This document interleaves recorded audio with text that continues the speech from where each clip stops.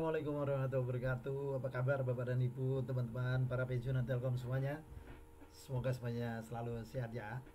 Alhamdulillah. Banyak teman menanyakan kepada saya kesulitan menyusun laporan SPT pajak karena tidak memiliki bukti potong. Padahal Dana Pensiun Telkom sudah menyiapkan informasi itu. Nah, namun masih banyak teman-teman kita yang belum tahu. Nah, di video kali ini saya ingin coba berikan tutorial bagaimana kita bisa mendownload bukti potong dari web yang disediakan oleh Dapen, yaitu di Simpul Dapen Telkom ya. Tapi sebenarnya selain dari Simpul Dapen Telkom, Bapak dan Ibu juga bisa download sendiri bukti potong itu di webnya DJP Online. Caranya gimana? Lihat di atas ya, saya sematkan di atas ya, di video saya yang lain ada tutorial untuk download bukti potong dari webnya DJP Online. Baik, mari kita ikuti secara detail. Tapi sebelumnya bantu saya like video ini, kasih komen membangun, lalu subscribe yang penting jangan lupa, dan share ke teman-teman kita yang lain supaya banyak teman-teman pensiunan kita tercerahkan. Oke, mari kita ikutin.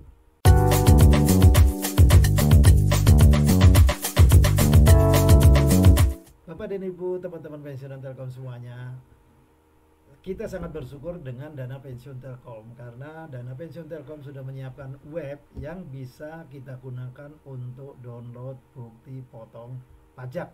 Lalu bagaimana Bapak dan Ibu bisa mendownload bukti potong pajak dari webnya Simpul Dapen Telkom ini? Pertama kali tentu Bapak dan Ibu harus login dulu di Simpul Dapen ini.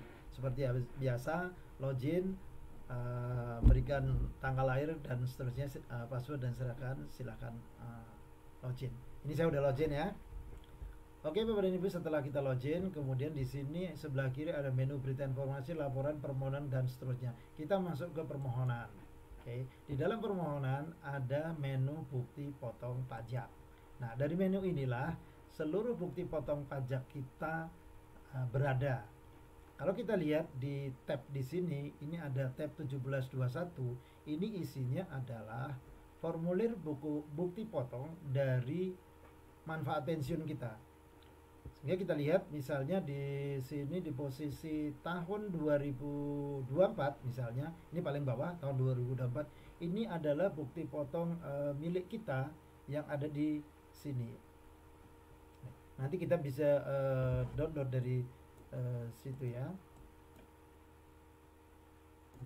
Iya, dari sini nanti kita bisa download bukti potong kita yang dari Dana Pensiun. Ini adalah pemotongnya adalah Dana Pensiun. Ini adalah bukti potong untuk manfaat pensiun yang kita terima secara bulanan, namun sudah direkap secara 1 tahun. Kemudian dari sini kita download melalui menu print PDF. Oke. Dari sini kemudian kita save, kita klik print to file maksudnya.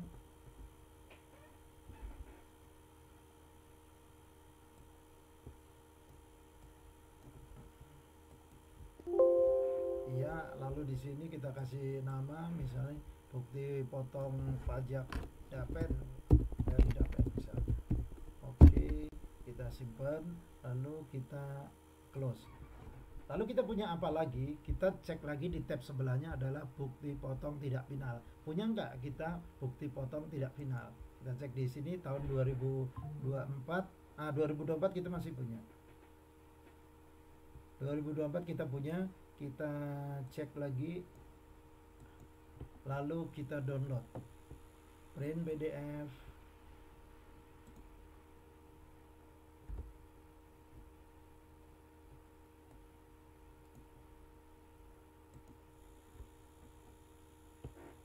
Lalu kita simpan lagi ya. Kita tunggu simpan kita. Oke, kita kasih nama, ini adalah tidak final. Tidak final ini adalah dari Telkom. Tidak final Telkom Dari penghasilan apa? Ini adalah dari penghasilan bonus kita yang bonus THR TH. Ada bonus THR TH. Oke. Oke, setelah selesai kita close. Nah, kemudian kita cari apa lagi? Kita cari bukti potong final. Kita punya nggak bukti potong final? Kita klik di sini tahun 2024, kita cari 2024 nggak ada. Berarti saya tidak memiliki bukti potong final.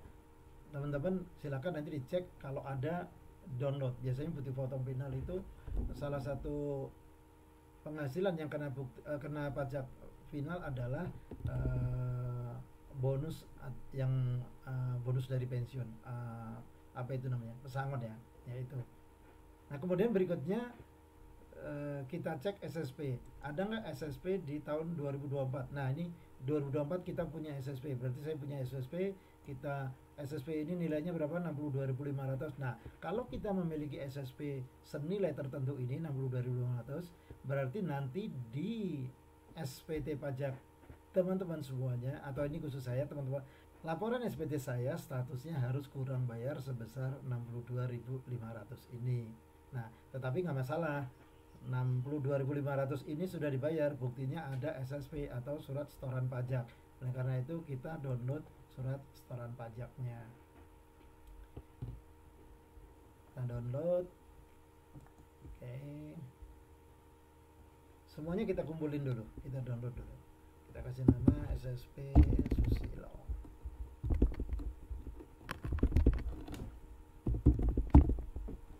Nah, setelah ini apa lagi? Setelah ini adalah